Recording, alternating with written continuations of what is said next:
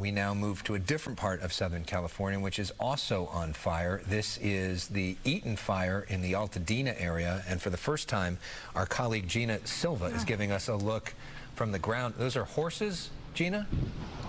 Those are horses, yes. There's a woman that just came down the road here, and she's trying to get her horses out of here. But as you can see, we are on New York Drive in Altadena, and this entire hillside is on fire. It has already crossed the street, and there's a building here that is in danger of also going up in flames. I don't know exactly what it is, but I believe it said water meters, something like that. But you can see this is an incredible wind-driven fire. The Eaton Fire started around 6:30 p.m. with just an estimated 20 acres. And the blaze, as you can see, it has quickly exploded into more than 200 acres, and it keeps growing. There are so many homes here in danger, and that is why officials have issued a mandatory evacuation order in the area that is just west of the Eaton Canyon Golf Course. People living on these streets also have to evacuate immediately. And I heard a lady earlier saying she didn't want to leave because she's got animals. And so there was a sort of a thing that was going back and forth. But people living on these streets, they have to leave immediately. You can see how dangerous the situation is. These are the streets: Kinalea Canyon Road, Outpost Lane, Glen Springs, Coolidge, Miranda, Roosevelt, Vernada, Kenclair, and areas east of Altadena Drive. As you can see, this is a fast-moving fire, and these winds are absolutely wicked. And I think that we ourselves are going to have to end up moving because our vehicles are down here. And this just keeps moving down. Now, we came from upland, and I got to tell you, oh my goodness, the winds out there were so strong. It was difficult to stand in one place, so we were concerned that a fire could break out there when this one broke out, and we were sent to this location.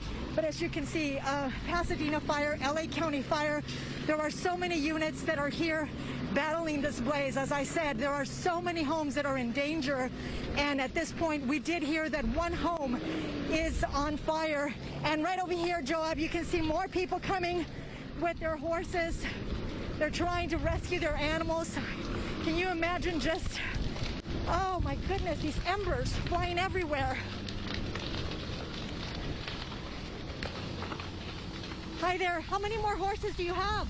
We have a couple we just let loose over there. We're trying to get as many as we can out. Yeah. Are any homes out there on fire? Honestly, I did not pay attention. I just drove straight to the barn to get my horses out and get the rest of these guys out. We're not just gonna let them burn. A bunch in there still. How many more? We don't know. I don't know how many. How many did you let out? We took about 4 of them in trailers, 2 in a different trailer, 3 in another one. So there should be at least maybe 12. About 12? Are there more people out there right now? It's a whole bar. Look down and down to get these out. I got, let's see. So there's 4, 2, 3, what is that, 9?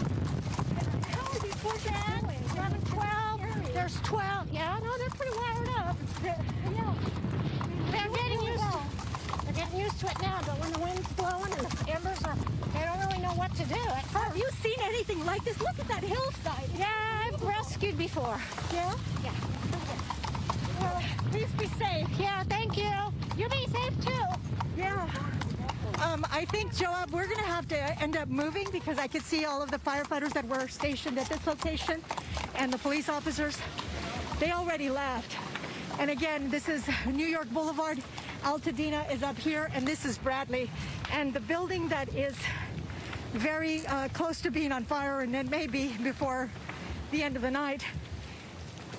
Again, I don't know exactly what it is, but I did see water meters. What does it say here? It's the Pasadena Tech Center. Oh, wow.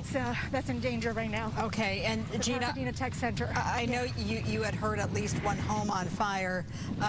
When you made your travels there, did you actually see other homes on fire?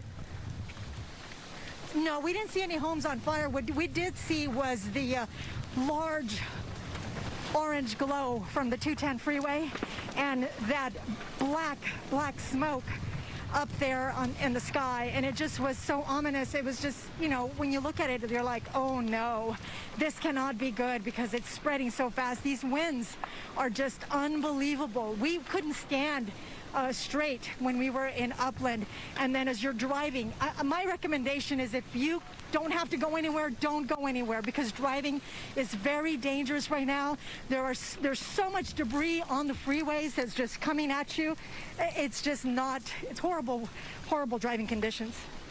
So we just broke into programming on Fox 11. So if you were just joining us, welcome to our coverage. Alex Michelson, Marla Tejas, Gina Silva is joining us right now from Altadena. All day we've been talking about this fire that we have been watching in Pacific Palisades. That's still burning out of control. This fire now burning out of control as well in Altadena. Gina, can you talk to us about what you're seeing in terms of firefighters? I was about to ask you about that a moment ago. Then we saw some firefighters get there. Are you seeing a lot of firefighters at work, or are you seeing a lot of what we saw in Pacific Palisades, which is a lot of areas that they just can't get to?